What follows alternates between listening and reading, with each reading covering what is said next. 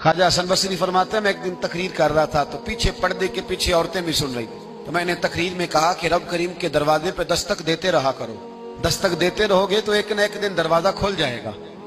तो कहते हैं तकरीर अभी मैं कर ही रहा था कि पीछे से खातून बोल पड़ी, हसन बसरी इजाजत हो तो कोई बात करूं? तो मैंने कहा पाक बीबी कर लो। कहने लगी क्या दर्श दे रहे हो कि अल्लाह के दरवाजे पे दस्तक दो कभी न कभी खोल ही जाएगा। कहा हाँ। कहने लगी मुझे ताज्जुब हुआ है तेरी बात सुन के। आपको क्यों ताज्जुब हुआ?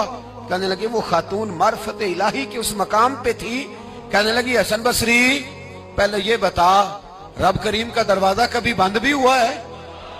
खुलवाएंगे तो उसको ना जो पहले से बंद होगा, और जो खुला हुआ है, जो खुला हुआ पिछली राती रहमत रब दी करे बुलंद आवाजा बख्शिश मंगन वाले कारण खुला जे दरवाजा। फरमाया कभी बंद भी हुआ है?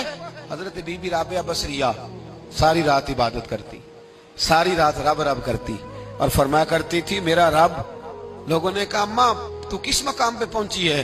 तो फरमाने लगी मैं इस मकाम पे पहुंची हूं कि कबूलियत मेरी दुआओं के करीब आ गई है, कबूलियत मेरी दुआओं के करीब आ गई है। अभी मैं पूरी दुआ नहीं मांगती, खुदा की रहमतें पहले बरसना शुरू हो जाती है।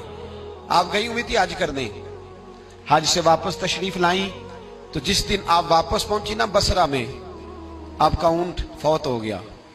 कुछ लोगों को ना बड़ा प्यार होता है। मेरी दादी अम्मा ने ना एक बछड़ा पाला हुआ था, तो दादी जान के हाथ में पेड़ा होता था। दादी आवाज देती मिठू आ जा, तो बछड़ा दौड़ के आता पेड़ा खाने।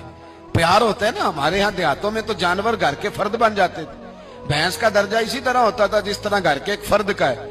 अगर कभी भैंस किसी की मर जाती तो सारा घर रोने लग जाता। वो जो जानवर घर में हजरत राबिया बसरिया ने ऊंट पाला हुआ था, बड़ा प्यार करती थी, बड़ी मौज। जिस दिन आई ना वापस हज करके, उसी दिन किसी ने बताया अम्मा तेरा ऊंट फौत हो गया। तो घोड़ा दौड़ा के घर आई, कहा जी फौत हुआ है? कहा। तो ऊंट के सराहने खड़े होकर दुआ मांगने लगी।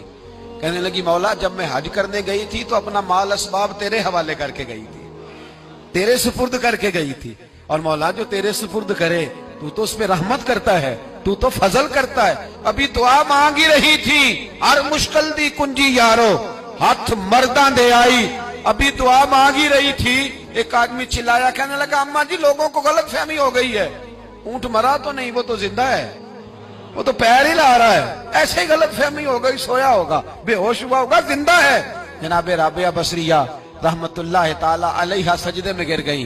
फरमाने लगी ऊंट जिंदा था या मुर्दा था, एक बात सच्ची है कि मेरा रब बड़ा करम फरमाने वाला है, मेरा अल्लाह बड़ा गफार है, मेरा रब बड़ा मेहरबान है, वो बड़ा ही रहमत करने वाला।